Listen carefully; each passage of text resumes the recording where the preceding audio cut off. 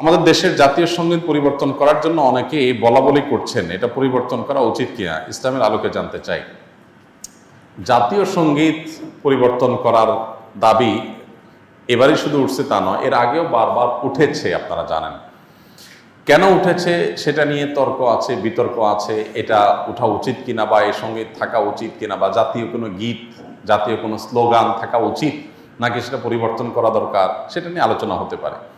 আমি সে আলোচনায় যাব, তার আগে একটু প্রাসঙ্গিক অন্য একটা বিষয় বলি। সেটা হলো যে দেশপ্রেমের নামে, দেশত্ববোধকতার নামে, দেশত্ববোধক কাজের নামে আপনি কোনো গীত, মিউজিক সংযুক্ত করে, বাদ্যযন্ত্র সংযোগে আপনি যদি কাউকে শুনতে বাধ্য করান, তাহলে সেটা তার স্বাধীনতার খর্ব করার শামিল, বিশেষ করে মুসলমানদের ক্ষেত্রে। কারণ ইসলাম যেহেতু বাদ্যযন্ত্র যোগে কোনো গান বাদ্যকে অ্যালাউ করে না, কোনো গানকে অ্যালাউ করে না, বিধায় আপনি দেশাত্মবোধক গানের নামে, দেশপ্রেমের নামে আপনি আমাকে যদি এটা চাপিয়ে দেন, তাহলে এটা হবে আমার অধিকার লঙ্ঘন করা, আমার অধিকার খর্ব করা। সোজা কথা, দেশের সংখ্যাগরিষ্ঠ মানুষ যেটাকে হারাম মনে করে, সেই কাজ আপনি দেশের মানুষের উপরে চাপিয়ে দিতে পারেন না। হ্যাঁ, দেশের একটা স্লোগান থাকলো, একটা গীত থাকলো, সেটার কথা মনা ভিতরে যদি আপত্তিকর কোনো কিছু না থাকে, সেটা ভিন্ন বিষয়, অবশ্যই সেটা গ্রহণযোগ্য হতে পারে। এবার আসা যাক এই গানটা নিয়ে, যে আমাদের যে জাতীয় সঙ্গীত আছে, আপনারা জানেন যে রবীন্দ্রনাথের লেখা এই গানটি বাংলাদেশের জন্মেরও আরো বহু আগে তিনি লিখেছেন। তো এই গীতটা মূলত বাংলাদেশকে কেন্দ্র করে লেখা হয়নি।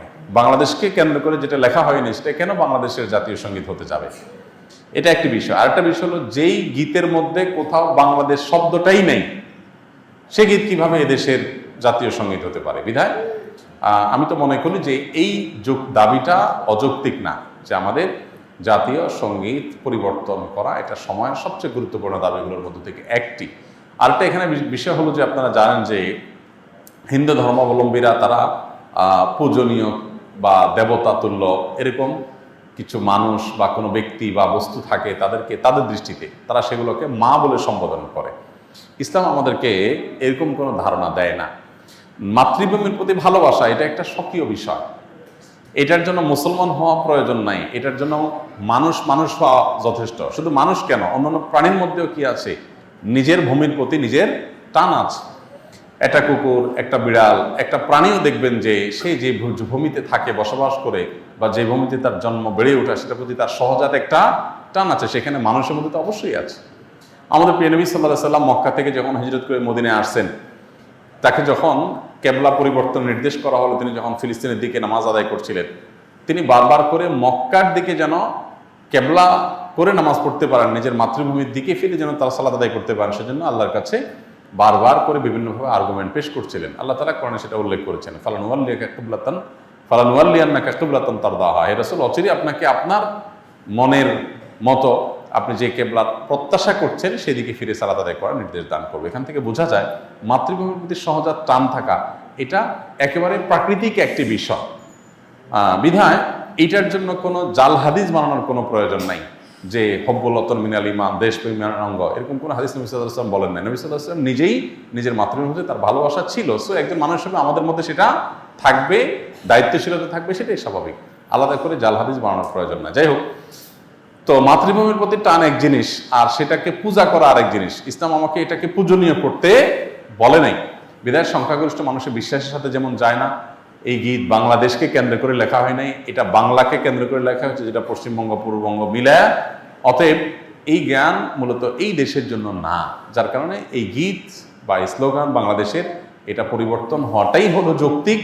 এটাকে যারা মনে করেন অপরিবর্তনীয় বা পরিবর্তনের দাবি তুললেই যারা মনে করেন যে বোধহয় সব গেল, তারা কি এটাকে কোরআন হাদিস মনে করেন নাকি, যে কোরআন হাদিস এটা পরিবর্তন করা যায় না, এটা তো পরিবর্তনযোগ্য। অতএব এটা পরিবর্তন করার দাবিটা আমি ব্যক্তিগতভাবে মনে করি যে অযৌক্তিক নয়। ডিপ্রেশন, দুশ্চিন্তা থেকে মুক্তির উপায় কি? ডিপ্রেশন এবং দুশ্চিন্তা এখন ঘরে ঘরে। যত বেশি সম্পদ, যত বেশি মানুষের দিনকাল ভালো, তত বেশি মানুষের মধ্যে দুশ্চিন্তা, ডিপ্রেশন বেশি। তো এই দুশ্চিন্তা এবং ডিপ্রেশন এটা থেকে মুক্তি লাভের জন্য আমাদের যে কাজগুলো করতে হবে, তার ভিতরে 1 নম্বর হলো 5 ওয়াক্ত নামাজ যথাযথভাবে সুন্দরভাবে আদায় করতে হবে, খুব লম্বা সময় নিয়ে, ধীরে ধীরে। দ্বিতীয়ত, আপনি বেশি বেশি করে কোরআনে কারিমের অর্থ সহকারে তিলাওয়াত করবেন। এটি দুশ্চিন্তা থেকে মুক্তি লাভের জন্য অন্যতম কারণ। বিশেষ করে সূরা ইউসুফ সম্পর্কে অনেক উলামারা বলেছেন, এটা অর্থ সহকারে বুঝে পড়লে, মহব্বতের সাথে পড়লে, তাজবিদের সাথে সুন্দরভাবে পড়লে ইনশাআল্লাহ দুশ্চিন্তা থেকে মানুষ বাঁচতে পারে। তৃতীয়ত, দুরুদের আমল।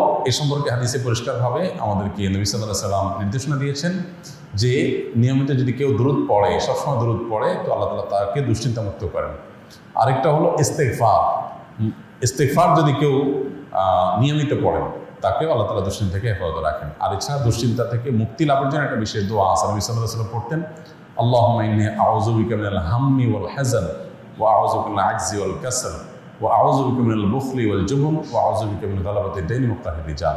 এই দোয়ার প্রথম অংশ যেটা, আল্লাহুম্মা ইন্নী আউযু বিকা মিনাল হাম্মি ওয়াল হাযান, আল্লাহ আপনার কাছ থেকে দুশ্চিন্তা, পেরেশানি, ডিপ্রেশন থেকে আমি পানা চাই, এটা বিশেষ করে পাঠ করবেন। আর এমনিতে নবী সাল্লাল্লাহু আলাইহি ওয়াসাল্লাম নিয়ম ছিল, কানাইজা হাযাবাহু আমরুন ফাযা ইলা সালাহ, কোনো বিষয়ে যখন তিনি পেরেশানিতে পড়তেন নামাজে চলে যেতেন, 2 রাকাত নামাজ পড়তেন। আর এর বাইরে বিশেষ করে ভোর রাতে তাহাজ্জুদের সময় উঠে নিরিবিলি আল্লাহর সাথে একটু মন খুলে কথা বলেন, ইনশাআল্লাহ আল্লাহ তাআলা আপনার মানসিক অশান্তি দূর করবেন। আমি এক জাহেল ফ্যামিলির আলেম। আমার পারিবারিক অবস্থা এমন যে কেউ কারোর সাথে একান্ত প্রয়োজন ছাড়া কোনো কথাই বলে না। তবে গত 2-1 বছর আগে নিজে থেকে আগ্রহে সবার সাথে হাসি খুশি মজাক করার অনেক চেষ্টা করি, কিন্তু মানুষ তো অভ্যাসের দাস, সেই হিসাবে তাহার হয়ে ওঠেনি। এক্ষেত্রে আমার করণীয় কি? দেখুন, আমরা সবসময় বলি যে পরিবার যদি পরিপূর্ণ দিনদার না হয়, তাহলে সবাই আসলে দিনের উপরে চলতে পারে না, খুব কঠিন হয়। এখন পরিবারের যদি বেশিরভাগ সদস্যই জাহেল হয় বা দিনের ছোঁয়া থেকে দূরে থাকেন, তাহলে তাদেরকে আমরা দিনের পথে আনার জন্য চেষ্টা করতে পারি। কিন্তু হেদায়েতের মালিক কে?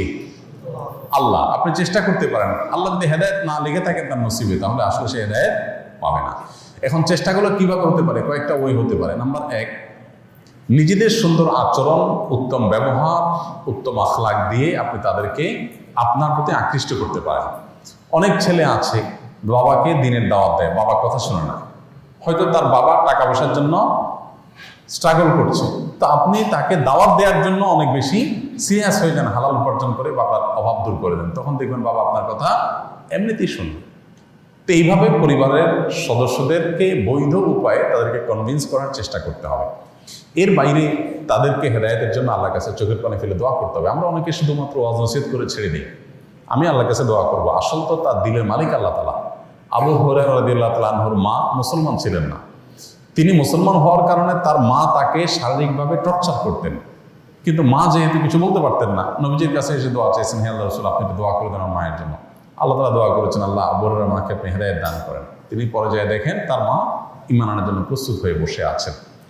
তো এই জন্য হেদায়েতের জন্য পরিবারের সদস্যদের নামে খুব সিরিয়াসনেসের সাথে, খুব আন্তরিকতার সাথে, খুব কায়মন বাক্যে আল্লাহর কাছে চোখের পানি ফেলে দোয়া করতে থাকেন, তাদের নাম ধরে ধরে।